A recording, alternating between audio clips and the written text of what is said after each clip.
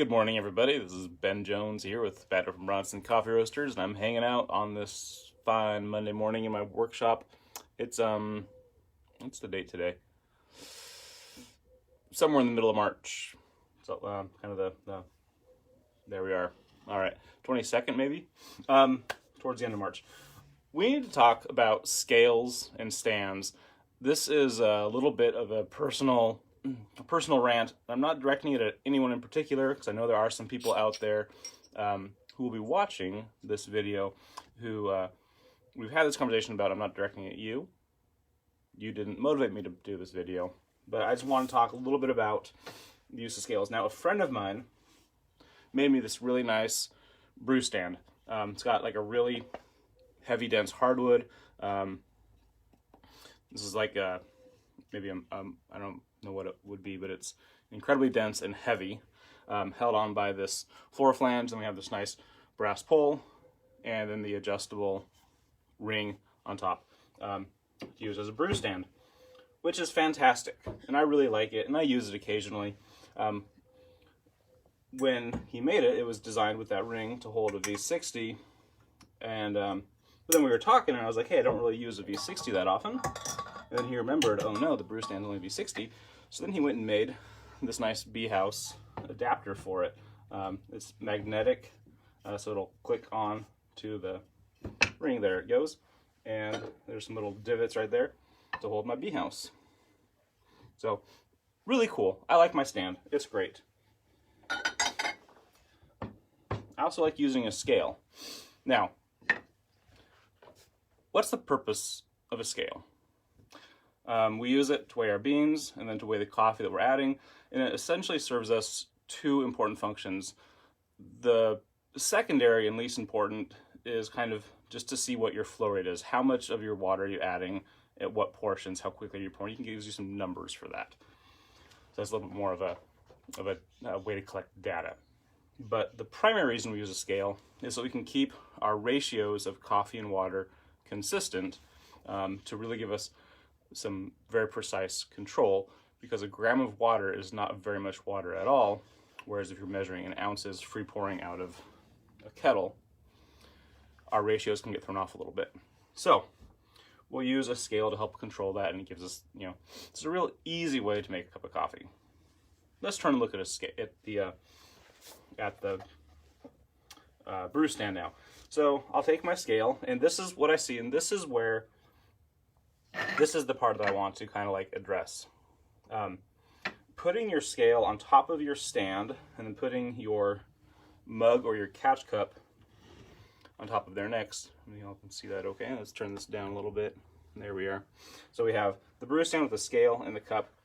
And then if I were to put my brew device right up on top, and then I start pouring some water through, all that's going to tell me is how much water I have down in my cup, which is great. It tells me when my cup is full, but I know when my cup is full two ways. One, either I see that it's full, or I see that it's full. So right there, I added 155 grams of water, which is, it's about 3/4 cup, 6 ounces. And it's always going to be that. With my good old trusty diner mug, when that's full of coffee, that's always going to be about 300 grams of water. And it doesn't matter how much I pour into the top. So if you're using your pour over kettle and your pour over stand with your scale holding the mug, it's not going to tell you anything. All it tells you is when your cup is full.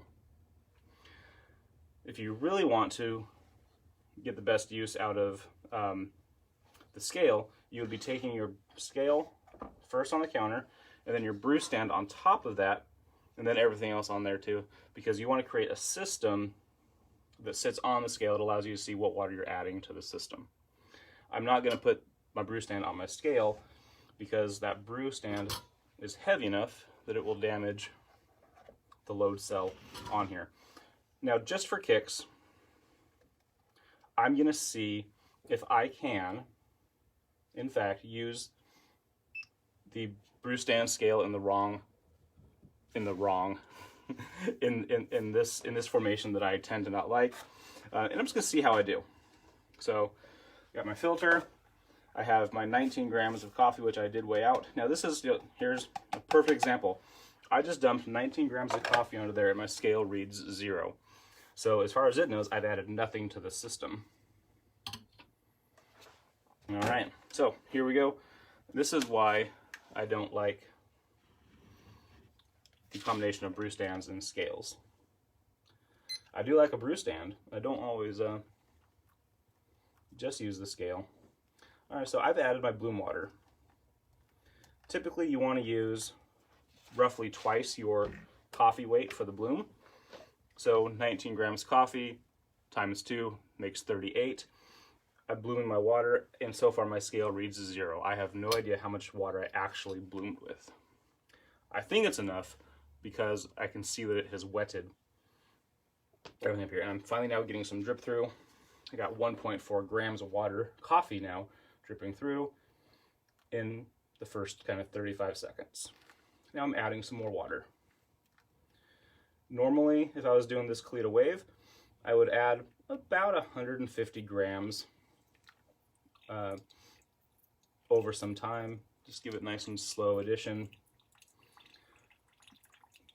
But all I really know is that my mug now has 35 grams of coffee in it.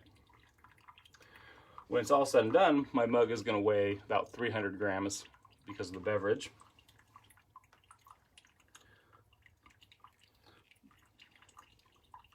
So all I have to do, like right now, I'm basically flying without a scale. I'm adding a lot more water up top. I don't know how much I added. Might be enough to fill up the mug, I don't know. Might not be.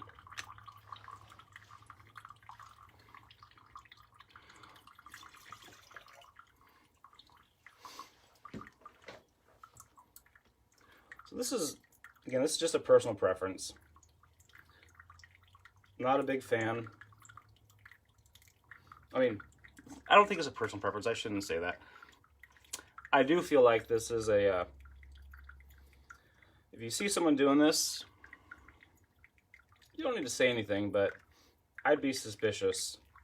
If I walked into a cafe and this is what their pour-over bar setup looked like, I would just be a little bit nervous about the coffee. It shows they're excited. That's a good thing. I still have water up here in my brew device, and my mug is about 198.9, 200 grams full. And the fact that I can lift off the brewer and it doesn't change that weight at all, that tells me that I'm not getting any input from what's up here. All right. So 220 grams of water in my mug. Add a little more up top.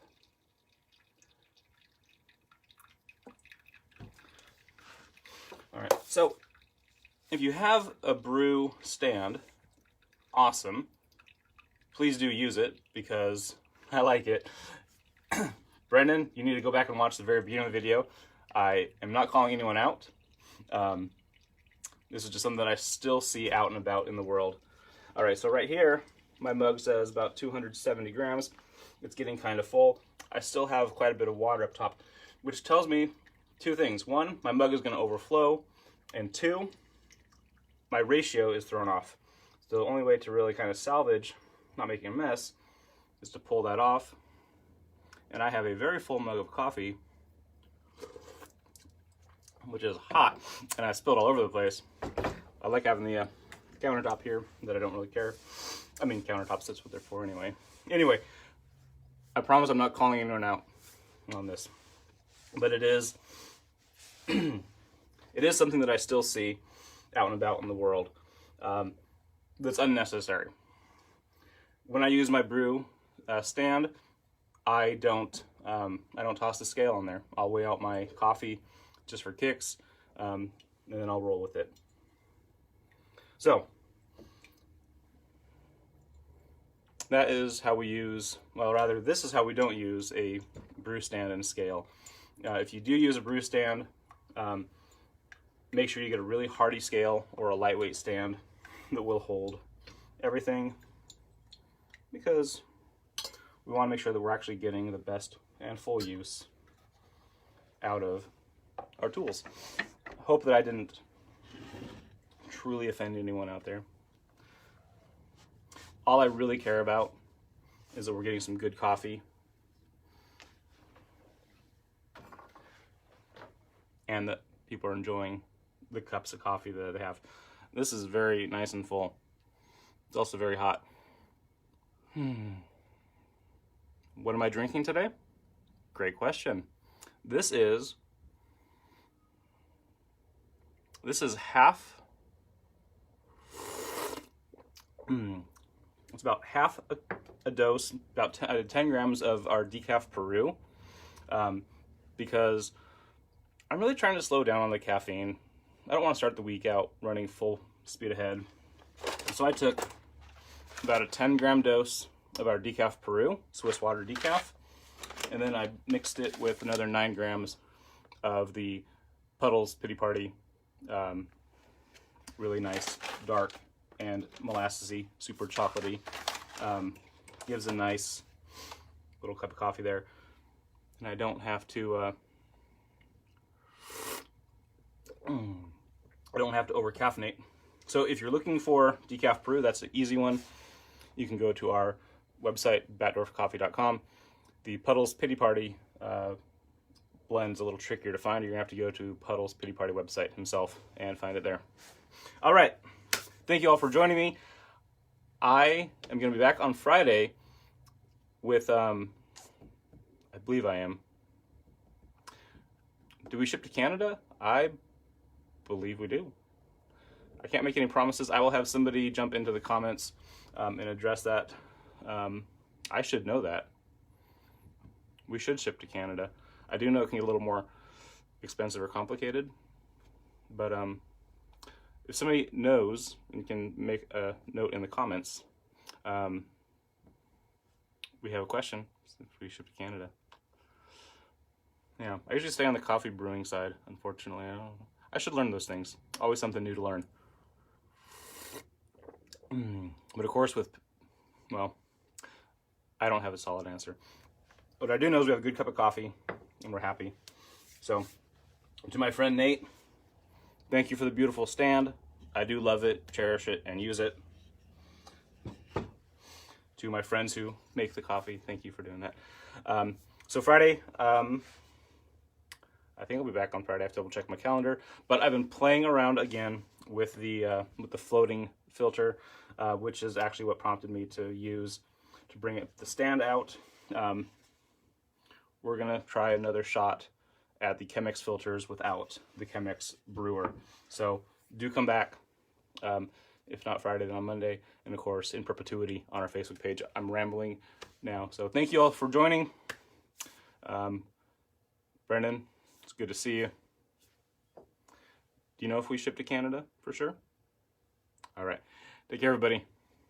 Have a great week.